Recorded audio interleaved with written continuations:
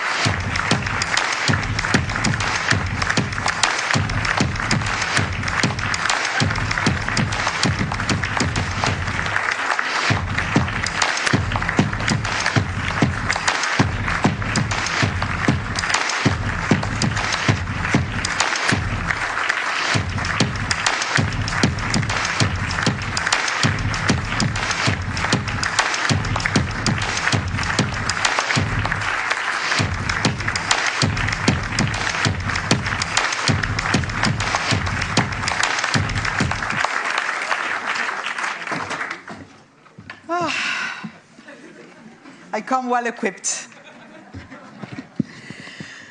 So,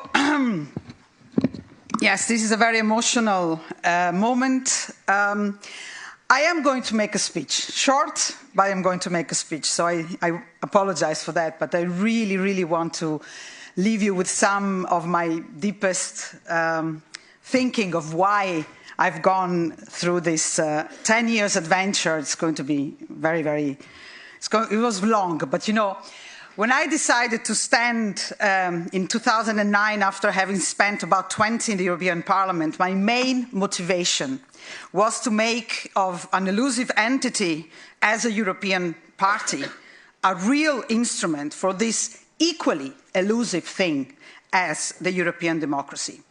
I thought that for our green revolution, it would not be possible without a stronger European Union. Some of you may remember that those were the years in which the EU was only at the beginning of an awful crisis, and climate change and its dramatic consequences were certainly not as compelling as today. First, let me talk about the achievements. Already other people said it, but over the last 10 years, we can say that we came some way to be recognized as useful as by those who, for us, matter most, the member parties and even parts of our public opinion. This was not only the result of objective circumstances, like the fact that the official financial support for the European Parliament made it easier to change from a quite passionate but amateurish NGO-like party to a well-oiled organization. It was also the result of personal efforts of many people at all levels. Two extraordinary Secretary General, Jacqueline Kremers and Mar Garcia, Lena, our treasurer, whose role cannot be praised enough, the committee members, my co-chairs, Philip Lamberts and Reinhard Bütikofer, and of course, the whole staff, which I saw growing not only in numbers, but also in commitments and professionalism. I want to take this occasion to give a special thank to Angela, Eliana, Camilla, Oliviero, who over the years worked very much closely with me. You will not be surprised to know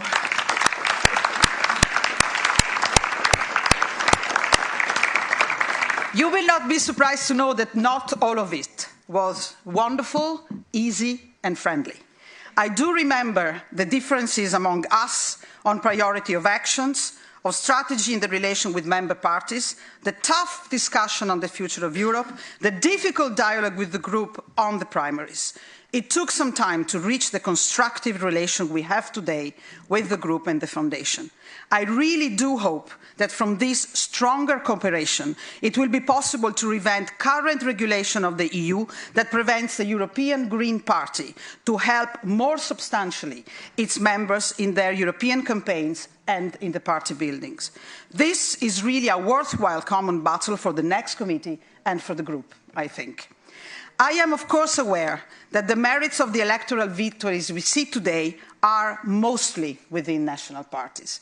But if you consider the evolution since the signature of the EGP Birth Act in 2004, some of you were there, in the very same room where the Treaty of Rome was signed, you can see that the Green Wave has a recognizable European face, and this is the EGP.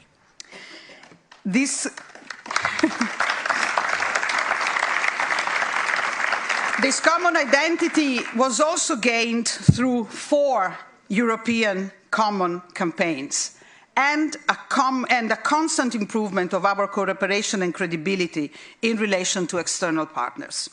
During the extremely challenging years of the Euro crisis and the emerging populist and nationalist forces, my focus was to contribute to make the European identity of the Greens stronger and to improve the quality of our common proposals. Yes, contrary to some, I always gave a lot of importance and space to the work on resolutions.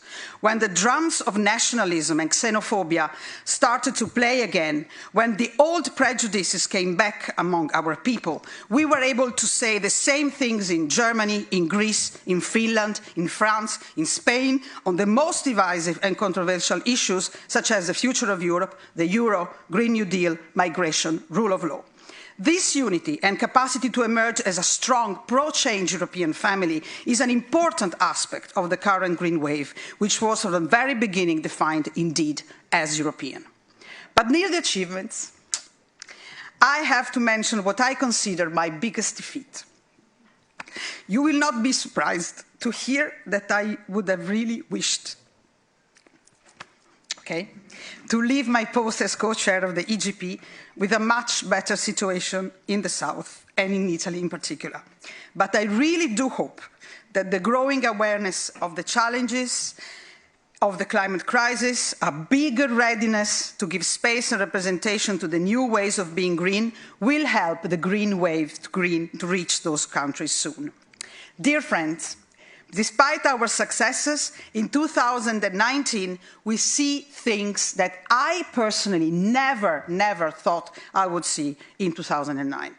Like over 20,000 deaths in the Mediterranean Sea, a NATO and candidate EU member country bombing and killing innocent people without any meaningful reaction from the EU, and let's face it, also from the EU public opinion, the club of autocrats, Putin, Xi, Erdogan, getting stronger and helped by a crazy guy in the White House, the constant decrease of the space and support for human rights defenders and the rule of law in so many places on earth, including Europe, and a steady emission growth in the face of a clear acceleration of climate change. So, our electoral and cultural strength in many countries, our capacity to be more strong and to be perceived as a real and positive alternative to the language of hatred and to the social desolation of a fossil economy is not enough. What is in front of us, what is in front of the successful green leaders and their parties all over Europe, appears more and more, and excuse my emphasis, like a battle for survival of our values, of our history, of our environment, of our society altogether. We still have to find a quick way to connect the transformative energy we see in the streets and in so many economic and social actors, in regulations, laws, investment, jobs, in concrete, massive result. We need to find ways to prevent the liberal and fossil international to continue gaining ground. Greens have a huge responsibility, more than ever before. And you can be sure that even from a different place, I will be there with you fighting.